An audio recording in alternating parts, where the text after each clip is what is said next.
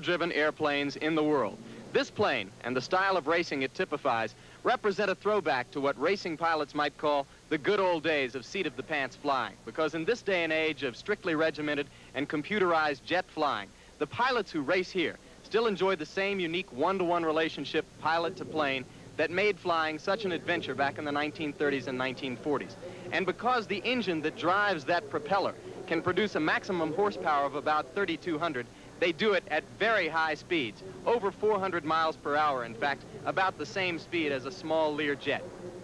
7 planes are entered in the race. One is a heavy favorite, the Red Baron, the defending champion and record speed holder, the most powerful of the 7 because of its unique Rolls-Royce Griffon engine, piloted by 28-year-old Steve Hinton, who was once just a member of the ground crew, owned by an Idaho potato farmer named Ed Browning, carefully prepared by chief mechanic Randy Scoble.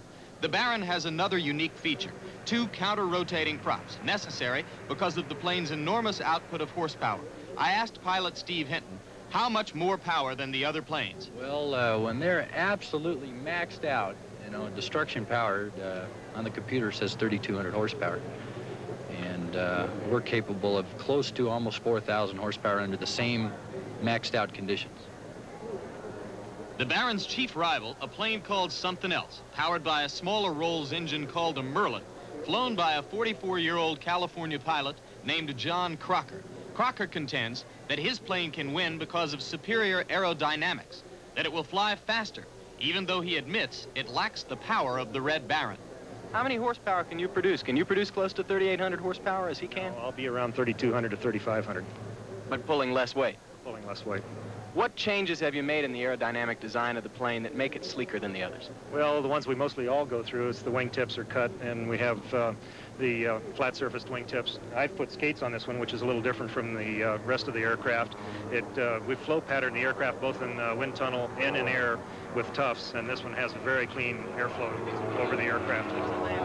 A third contender is the surprise leading qualifier, Genie, piloted by Alabama salesman Mac McLean. McLean's competitive secret is weight. His plane is 1,000 pounds lighter than the Red Baron.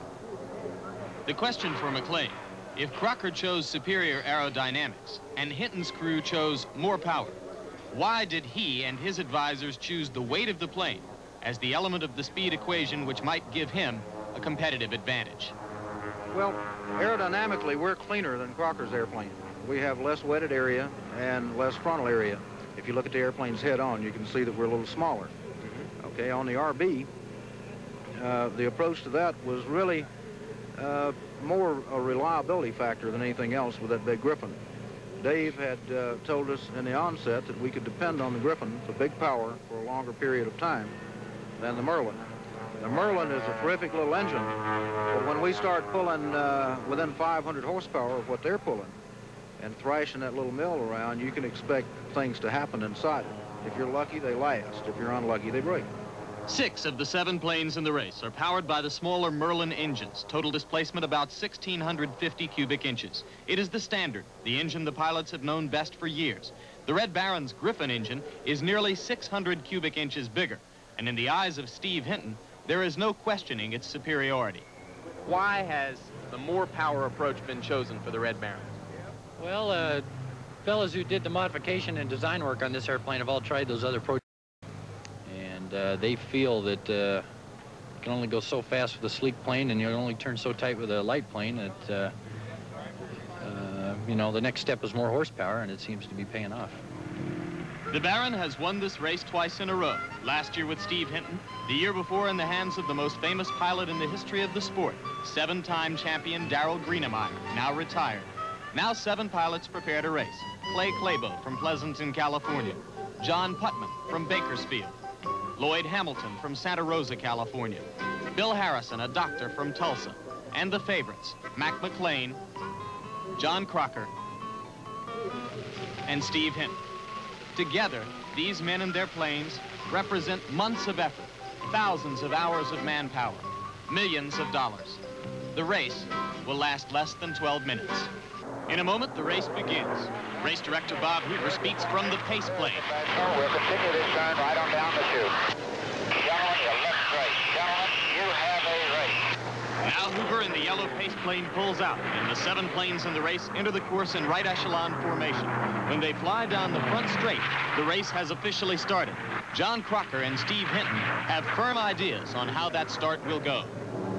Do you want to try to come off the start first? Yes, definitely. That's why I was happy to get into the pole position. I'll definitely try to jump the lead, make both of those airplanes work hard, because it's sort of a harder position to be back in the 2nd or 3rd slot, because you've got to pump a lot more power to get around a person. Do you think that Crocker will go to the front? I think he'll be so far in front at the start that it'll amaze everybody. I think. You expect a 3-plane race between yourself, Hinton, and McLean? Yeah, I think the 3 of us will really be out there really pumping. Okay, Bob. Crocker and Hinton are pumping, but Mac McLean is on the radio, in trouble. Yeah, Hackett, I'm going to try to get on the ground before you get the start. Okay, 6-9. As they fly by the grandstand, John Crocker has jumped out to a solid advantage over Steve Hinton. His blue and white number 6, something else, clearly outperforming the other planes. Meanwhile, Mac McLean in number 69 is pulling down onto a back runway and out of the race. The first disappointment. But Crocker's plane is clearly the class of the field at this moment. He has a big advantage over Hinton, a major surprise on this first lap of the race. Crocker banks to turn toward the back straight. He is flying at a little over 1,000 feet, and he is already well over 400 miles per hour.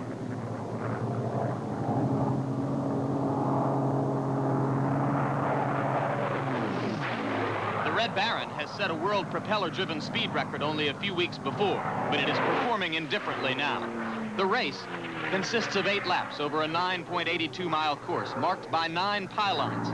Cutting inside a pylon costs a pilot a 4-second per lap penalty, and no plane could win with that kind of handicap. Simply put, if you cut inside a pylon, you lose the race. Standing under each pylon, looking up to verify that the planes are staying on course.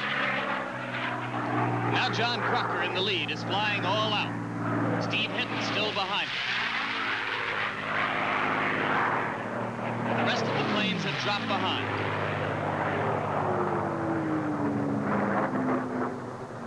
As they come down toward the front straight, Crocker is stretching his lead over Hinton.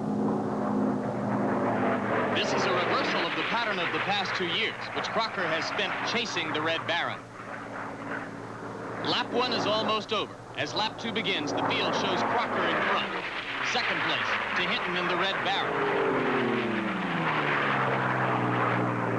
In 3rd place, John Putman in number 86. 4th, Clay Clabo in number 85.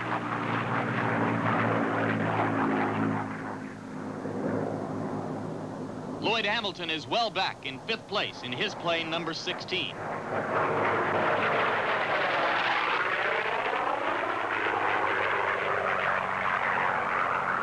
Now as you look back at the leader, John Crocker, Bill Hamilton's last place plane is in trouble. Don't think we've got any real problems. I'm just going to turn down wind and land. 49, if you're having difficulties, you can do a 180 there and land on 3-2. Okay, I'm going to go on the course. All right. No, I do the races on the back course right now. Out on the course, the Red Baron is still chasing John Crocker.